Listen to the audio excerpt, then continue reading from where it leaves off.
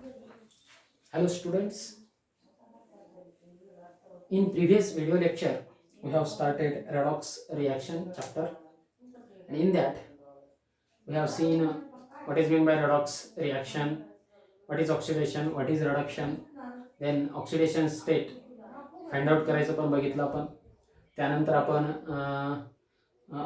पुन्हा oxidizing agent म्हणजे काय, रेड्युसिंग एजंट म्हणजे काय बघितलं, आणि balancing of redox reaction start केलं होतं. आणि त्यामध्ये ऑक्सिडेशन नंबर मेथडनं रेडॉक्स रिॲक्शन कसं बॅलन्स करायचं त्याचे रूल्स बघितले. आज आपण एक्झाम्पल घेऊयात आणि पुढचा पार्ट कव्हर करूया. तर बघा, एक एक्झाम्पल आहे, balance the redox reaction or equation by oxidation number method. ते कशामध्ये, ॲसिडिक मीडियममध्ये. ओके, ठीक आहे. फर्स्ट स्टेप होती write the unbalanced equation as it is, जी की आपण लिहिलेलं आहे. Okay, CuO plus NH3 gives Cu plus N2 plus H2 and balance the atoms other than hydrogen and oxygen. Hydrogen आणि ऑक्सिजन शिवाय दुसरे कोणते ॲटम आहेत ते बॅलन्स करायला सांगितले स्टेप 1 मध्ये. म्हणजे इथे एक कॉपर आहे, इथं पण एक कॉपर आहे, चालतं, बरोबर आहे.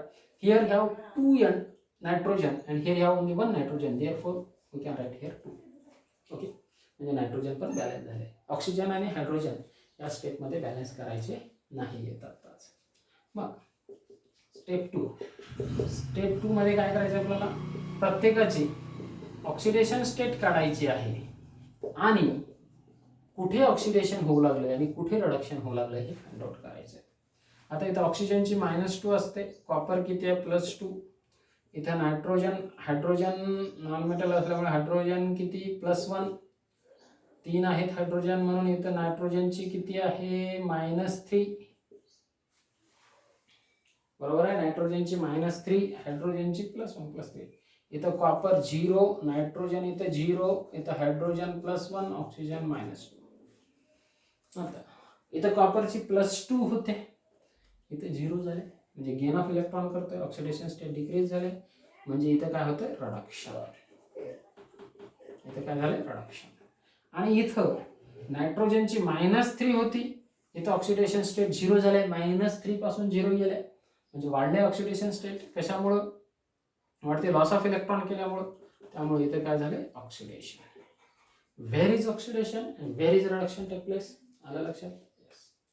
आता त्यानंतर पुढची स्टेप काय, स्टेप 3, त्यामध्ये नेट इन्क्रीज आणि नेट डिक्रीज आपल्याला काढायचं आहे.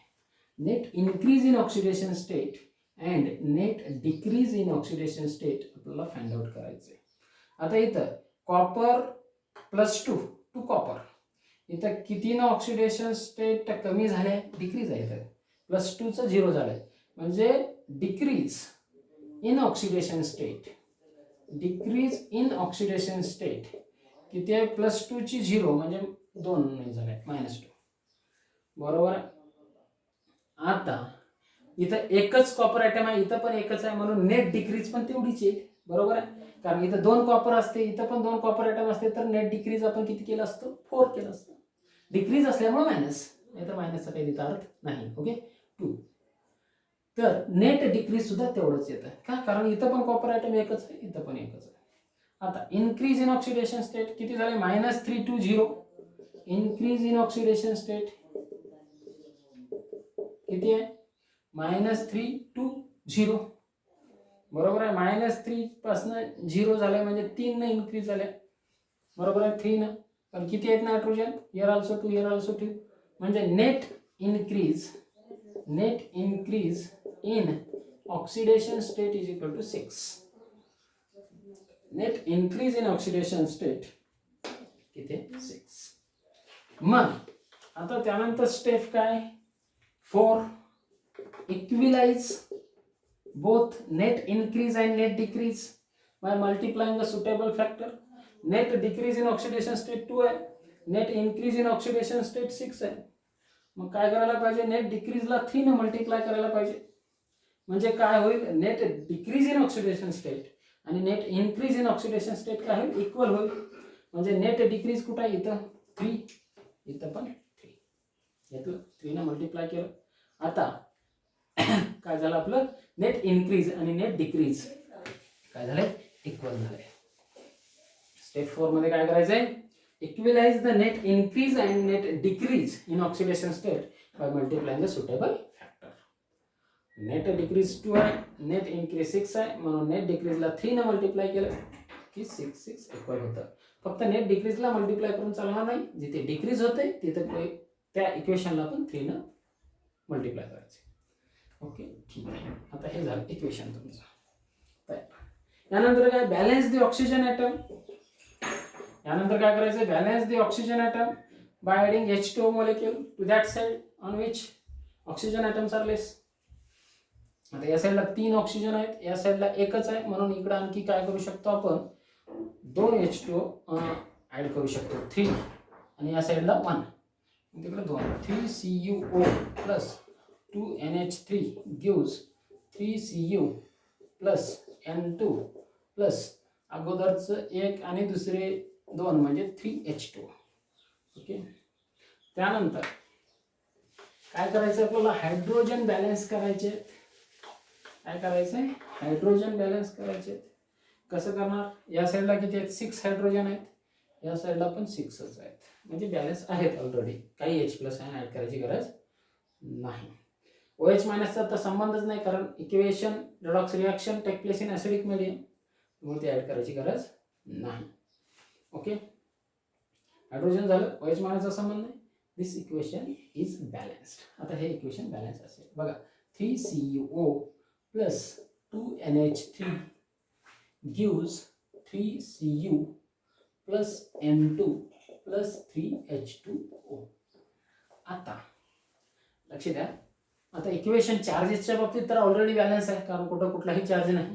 ॲटमच्या बाबतीत बॅलन्स आहे का बघू, इथं 3Cu इथं 3Cu, Cu बॅलन्स आहेत. ऑक्सिजन इथं 3 ऑक्सिजन इथं 3 ऑक्सिजन बॅलन्स आहेत. इथं 2 नायट्रोजन इथं 2 नायट्रोजन बॅलन्स आहेत. Here 6 hydrogen, here 6 hydrogen, balance. This equation is balanced for charges as well as number of atoms. Okay, या वेळेला ऑक्सिडेशन नंबर मेथडने तुम्ही बॅलन्स करू शकता. Then next, ion electron method. दुसरी मेथड आहे आयन इलेक्ट्रॉन मेथड. बघा, या मेथड मध्ये काय करायचंय, याचे फक्त रूल सांगतोय मी शॉर्ट मध्ये, नंतर तुम्ही घरी वाचून याचं एक्झाम्पल करायचं आहे. आयन इलेक्ट्रॉन मेथड यामध्ये पण कसं करतात, फर्स्ट स्टेप मध्ये write the unbalance equation as it is and balance the atoms other than oxygen and hydrogen. केला तरी चालेल, किंवा नंतर तिसऱ्या स्टेप मध्ये केला तरी चालेल, किंवा इथे चालेल.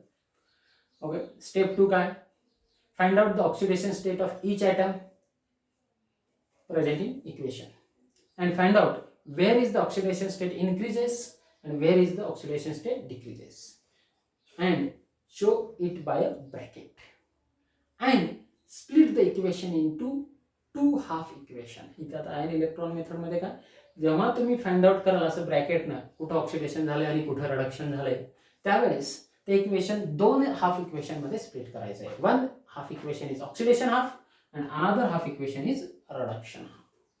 2 half equation मध्ये केलं त्याला स्प्लिट. त्यानंतर आता काही बुक मध्ये असं आहे की इथं ॲटम्स अदर दॅन ऑक्सिजन आणि हायड्रोजन बॅलन्स करायचे आहेत. पहिल्यांदा केला तरी चालेल, काय हरकत नाही. ओके, थर्ड स्टेप मध्ये पण balance the atoms other than oxygen and hydrogen split केल्यानंतर, किंवा पहिल्यांदा केला तरी.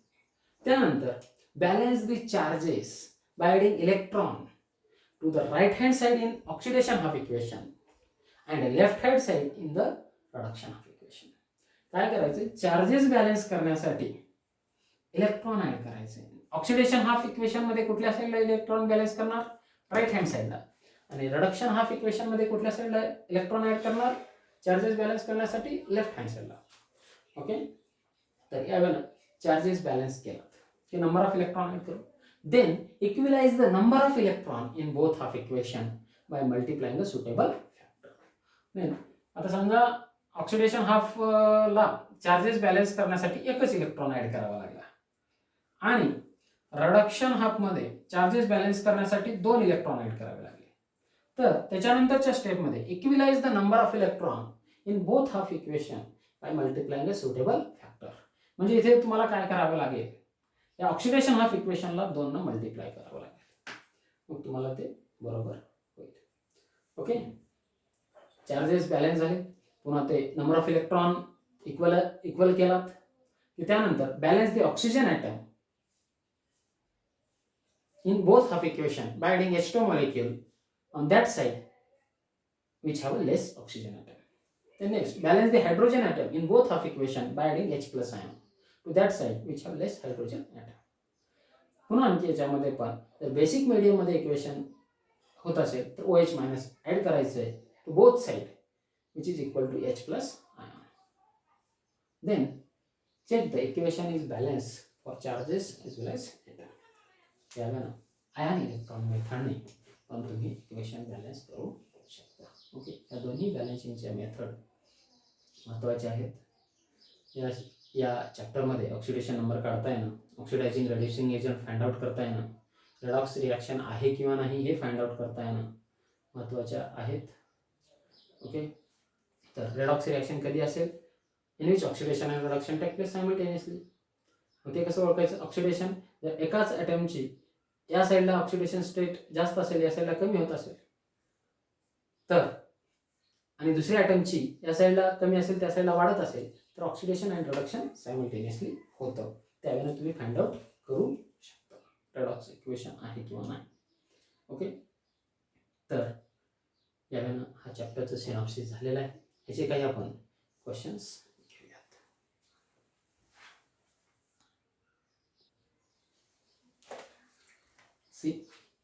मी क्वेश्चन्स वाचतोय, त्यानंतर ऑप्शन सांगेल, तुम्ही सॉल्व करण्याचा प्रयत्न करा, मी तर आन्सर सांगणार आहेच. Okay, first question MCQ. Oxidation number of Cl atoms marked as Cla and Clb in CaOCl2. CaOCl2 formula कशाचा, ब्लिचिंग पावडरचा. R Ca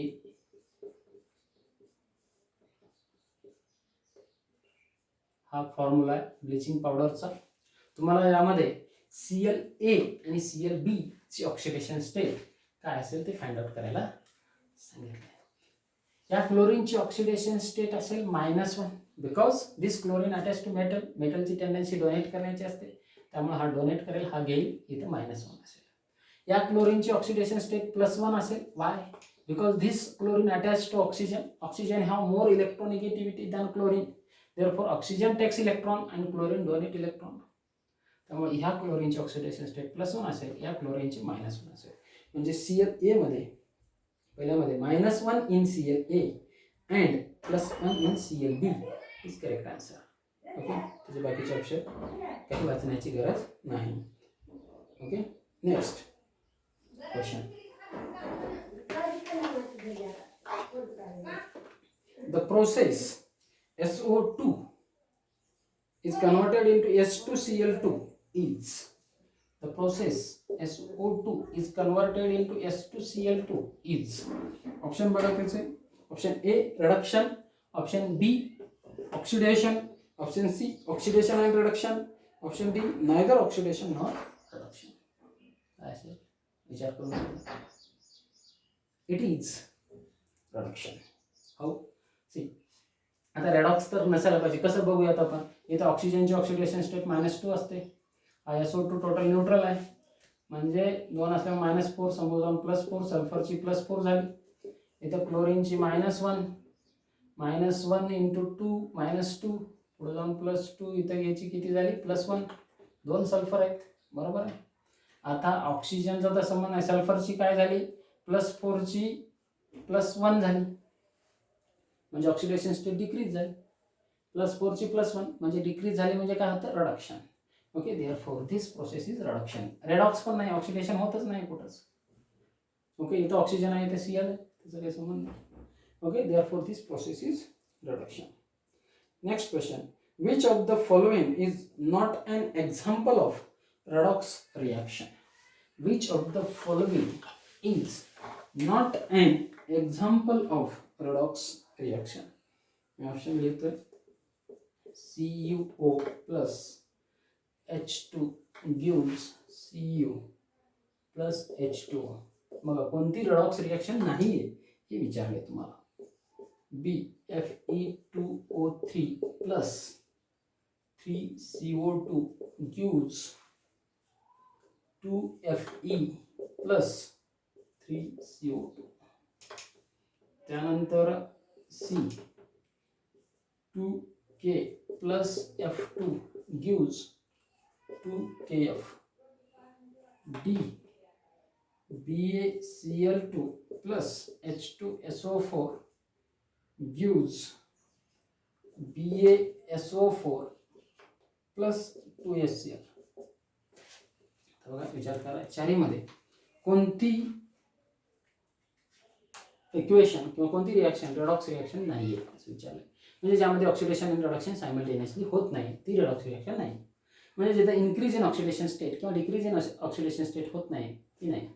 आता इथं तर सरळ सरळ कॉपरची इथं +2 ऑक्सिडेशन स्टेट आहे, ऑक्सिजनची -2 आहे, इथं हायड्रोजन 0 आहे, इथं कॉपर 0 म्हणजे +2चं 0 झालं आहे, म्हणजे डिक्रीज इन ऑक्सिडेशन स्टेट आहे, इथं -2, इथं हायड्रोजन 0 होतं, इथं प्लस हायड्रोजन 0 होतं, इथं +1 होईल.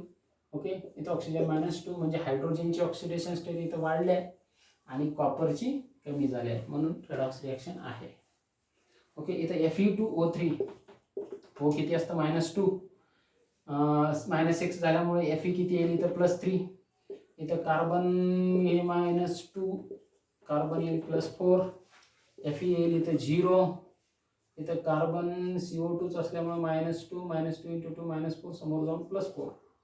ओके, इथे Fe ची ऑक्सिडेशन स्टेट काय झाले, कमी झाले आणि कार्बन वगैरे सेम आहे. Fe2O3 -2 ओके +4, इथं कार्बन CO2 असल्यामुळे +4. ओके, Fe ची ऑक्सिडेशन स्टेट कमी झाली आहे. इक्वेशन आय थिंक रॉंग असं, बट दिस इज ऑल्सो. आता इथं के अटॉमिक स्टेटमध्ये 0, इथं पण नॅचरल स्टेटमध्ये F2 0, इथं के ची +1 F ची -1, ही पण रेडॉक्स इक्वेशन आहे. आता बघा हे शेवटी Ba+2 Cl -1, कारण Cl ची -1 असते -2. ओके, मी काही सांगत बसत नाही, ते तुम्हाला कळेल ऑक्सिडेशन स्टेट कसं काढलं ते. +1 सल्फर +6 ऑक्सिजन -2, इथं बेरियम +2. ओके, सल्फर इथं किती होईल, सल्फर हे -2 -8 इथं पण +6, हायड्रोजन +1 Cl -1. आता इथं कुठं वाढ आहे कुठं कमी आहे, बेरियम इथं पण +2 आहे, इथं पण +2 आहे, क्लोरीन इथं पण -1 आहे, इथं पण -1 आहे, हायड्रोजन इथं पण +1 आहे, इथं पण +1 आहे, सल्फर इथं पण +6 आहे, इथं पण 6 आहे, ऑक्सिजन इथं पण -2 आहे, इथं पण -2 आहे. म्हणजे there is no increase in oxidation state and decrease in oxidation state per atom. Therefore, this option is correct. And means this is not a redox reaction. He redox reaction नाही. बाकीचे आहेत या इक्वेशन मध्ये I think option मध्ये कुठेतरी चूक असेल. Okay, option चुकीचं आहे, पण इथं काय होतं, net decrease in oxidation state उरले आहे, इन्क्रीज इन ऑक्सिडेशन स्टेट नाही. ओके, देन यावेळेला क्वेश्चन्स असतील, तुम्ही बाकीचे बरेचसे क्वेश्चन सॉल्व करात. 70-80 क्वेश्चन रेडॉक्स इक्वेशनवाले सॉल्व करात. या ठिकाणी हा चॅप्टर इथे संपला. Next chapter will take in next